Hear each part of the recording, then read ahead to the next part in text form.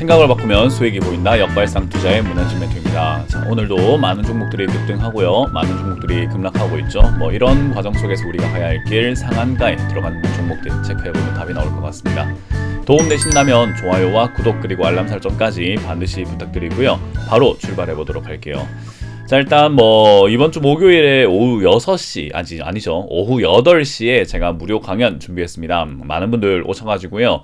시장 올해 또 어떻게 해야 되는지 그런 부분들부터 해서 경각심을 좀 일깨워줄 수 있는 그런 시간들 항상 제가 준비하고 있으니까 많이 오셔가지고 또 좋은 이야기 듣고 가시길 바랍니다. 자, 일단 오늘 시장도 별 볼 일 없죠. 지금 옆으로 이렇게 가겠다라고 계속 이렇게 말씀을 드린 것처럼 횡보하고 있습니다. 특별한 내용은 없는 것 같아요. 자, 일단 이제 여기서는 이제 방향이 나오기 전까지 계속 이렇게 조금 띄엄띄엄 갈 가능성이 높다라고 보시면 되고요. 어떤 방향이 주어질지는 이제 지켜봐야 되는 부분이 되겠습니다. 여기서 위쪽으로 올라가게 될지 내려가게 될지는 지금 당장은 우리가 예측하기가 어려운 상태, 약간 시장은 소강 상태라고 보시면 되겠죠. 얼어붙은 호수처럼 그냥 아무것도 할 수 없는 그런 상태라고 보시면 되겠습니다.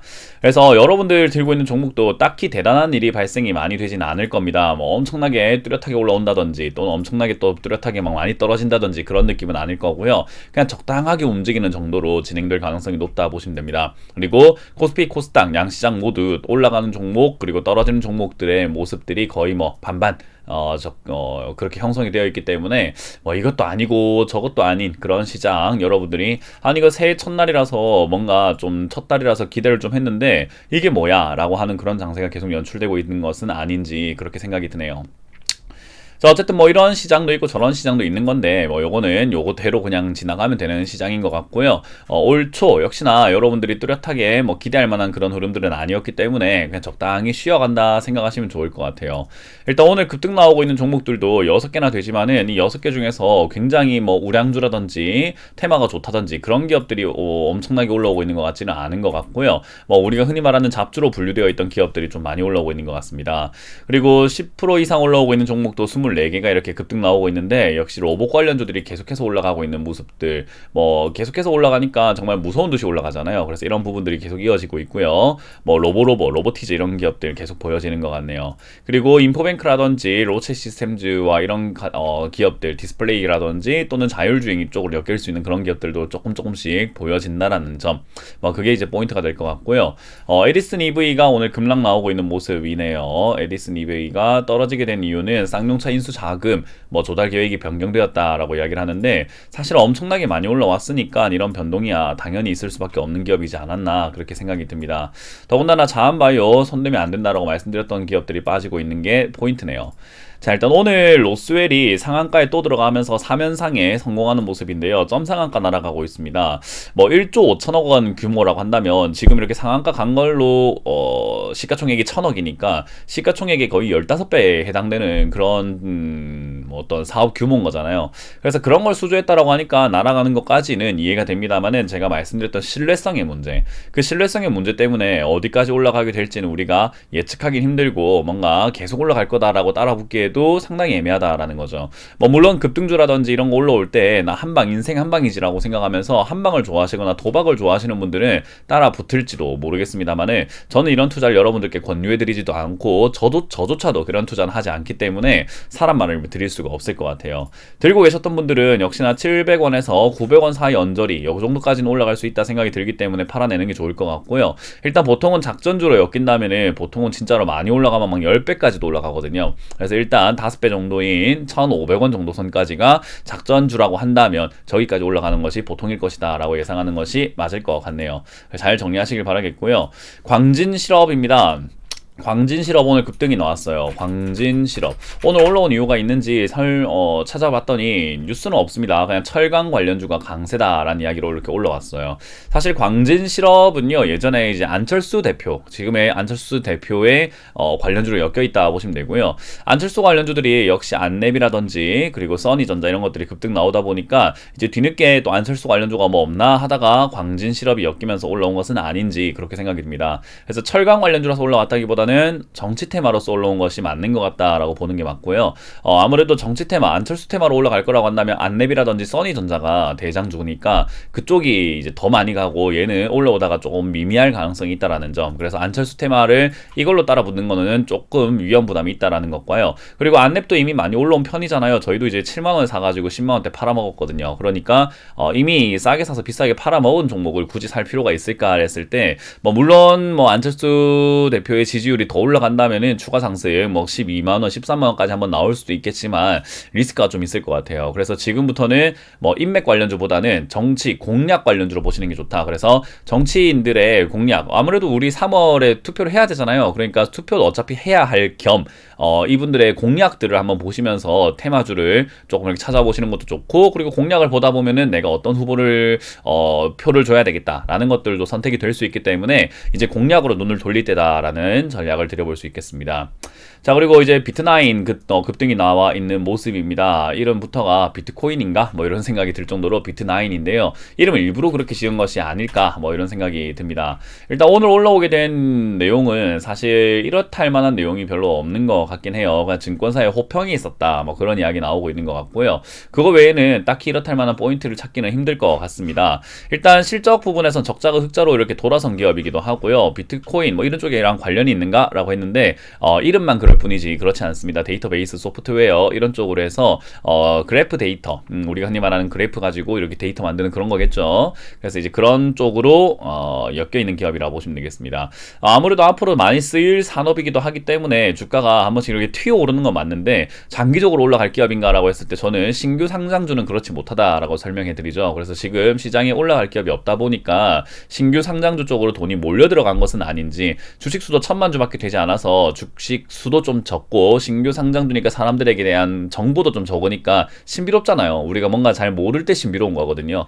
그래서 그 신비주의 쪽으로 엮이면서 급등 나온 것은 아닌지, 그래서 저는 좋은 기업이라고 말씀드리긴 조금 힘들 것 같습니다. 그래서 이런 것도 들고 계시는 분들은 조금 신고가 영역이니까 잘 매도하셔가지고 수익을 챙기고 사기엔 조금 버겁다라고 말씀을 드릴 수가 있겠네요.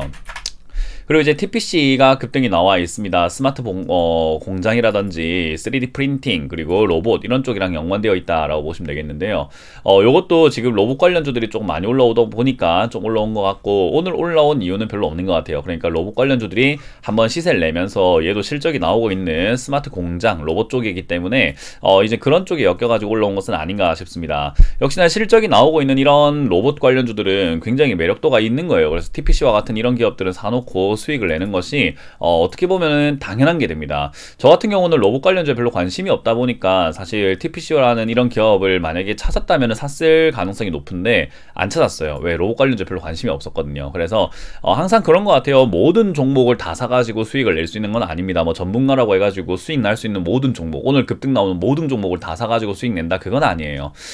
그냥 저도 어떻게 보면 그냥 사람이잖아요. 그리고 일개 투자자 중에 한 명이기 때문에 사실은 관심 있는 분야에 투자해서 돈을 버는 것이 맞다 생각을 하는 거죠. 그래서 여러분들도 모든 종목에 막 다 욕심 부리는 게 아니라 이런 식으로도 올라가는 거구나를 배우시고 다음번에 투자할 때 그때 내가 또 로봇에 관심이 있을 때 로봇 관련주가 막 올라갈 수 있는 그런 분위기일지도 모르는 거잖아요. 그래서 막 모든 것들을 아쉬워하고 올라갔다고 막 놓쳤다고 그렇게 생각하지 마시고, 로보티즈라던가 로봇 유진 로봇이라던가 이런 것들이 급등 나올 때 TPC와 같은 실적은 좋은데 바닥에 있는 기업들은 따라 올라가는 거구나, 이런 것들을 배우시면서 제가 늘 말을 해드렸던 거, 실적은 좋은데 주가가 바닥에 있다면 그 기업은 올라갈 가능성이 높다라고 말씀드렸던 그 포인트만 기억을 하신다면 어렵지 않을 것 같습니다. 그래서 TPC는 급등 나오고 있고요. 그럼 이렇게 실적이 좋은데 올라가지 않은 기업들이 뭐가 있는가 라고 한다면, 로봇 관련주가 올라가면 제가 당연히 로봇에 필요한 산업들이 올라갈 거라고 말씀을 드렸죠. 로봇 관련주가 올라가면 로봇에는 어떤 게 필요하다고 했죠? 로봇의 뇌, 데이터, 빅데이터 관련주, AI가 만들어지려면 빅데이터 기반으로 만들어지게 되거든요. 그래서 빅데이터 관련주가 올라갈 것이고,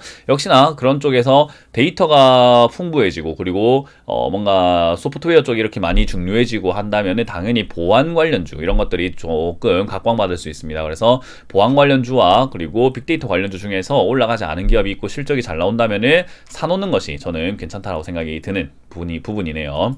자, 그리고 RF 세미가 올라와 있는 형태가 나와졌네요. RF 세미.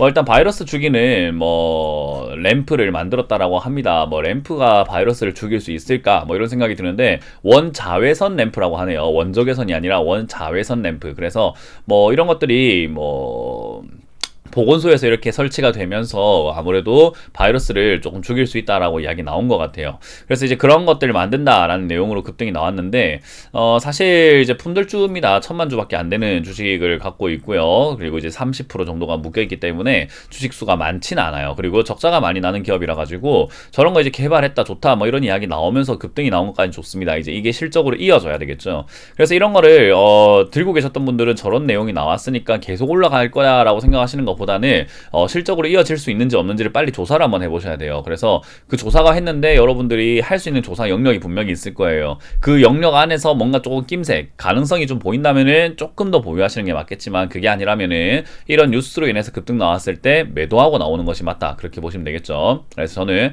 8, 9천원까지 올라온다면 깔끔하게 매도하시기 좋은 자리이기 때문에 매도 의견을 드려볼 수 있겠습니다. 그리고 우린 PTS가 급등이 나왔습니다. 이 종목은 예전에 이제 건설 중장비, 풍력 발전력 풍력 발전 감속기 이런 거 만드는 기업이었거든요. 근데 이제 오늘 올라오게 된 이유가 무엇인가? 로봇 핵심 부품, 그러니까 핵심 부품 중에서 정밀 감속기를 국산에서 개발을 한다라고 해요. 아무래도 로봇이 이렇게 움직이는 데 있어서 관절 역할을 하는 데라든지 이렇게 움직임이 있을 때 속도를 미세하게 조절해줘야 되는 그런 것들이 있을 거예요. 그래서 로봇 감속기 그런 것들을 만든다라고 하네요. 그래서 이제 그쪽으로 엮여서 풍력 발전기에도 감속기가 조금 있는 편이니까 그런 것들을 만들다 보니 엮여서 올라왔는데 그게 이제 앞으로 돈을 엄청나게 무궁무진하게 벌어낼지는 모르겠어요. 그러니까 로봇 산업이 이제 앞으로 좋다 하고 발전될 거다 될 거다 하다 보니까 그럼 관련된 기업 없을까 하고 눈을 돌리다 보니까 얻어걸린 정도의 종목이 아닐까 싶고요. 이 종목도 1300만 주가 발행이 되어 있지만 700만 주가 묶여있는 품절주에 속합니다. 그러니까 지금과 같이 시장이 조금 이렇게 부진한 상황에서 올라갈 만한 기업은 품절주가 제격이에요. 왜냐하면 조금만 매수세만 만들어낸다 하더라도 주가는 폭등해버리고 말거든요. 그래서 그런 부분들을 이용해서 세력들도 이런 걸로 개인 투자자들의 돈을 갈취하는 거죠. 싸게 사놓고 비싸게 팔아내면서요. 그래서 저는 이런 거에 당하지 마라 라고 말씀을 드리는 거니까 여러분들도 너무 큰 관심을 가지시기보다는 이런 품절주들은 웬만하면은 멀리 하시는 게 좋다. 그리고 품절주를 매수하려면은 떨어져 있을 때, 주가가 떨어져 있을 때 사가지고 올라갈 때 파는 거지, 품절주는 위쪽에 사버리게 되면요 변동이 굉장히 심합니다. 이 차트만 보더라도 올라왔다가 바로 이렇게 폭락하는 그런 차트들 많이 보여지죠. 꼬리 달고 엄청 빠지고 그냥 이렇게 푹 빠지고 이런 기업들이기 때문에 여러분들이 잘못 잡게 되면은 굉장히 오랫동안 가파르게 이렇게 떨어지면서 고생을 할 수 있다는 점 참고하시면 되겠죠.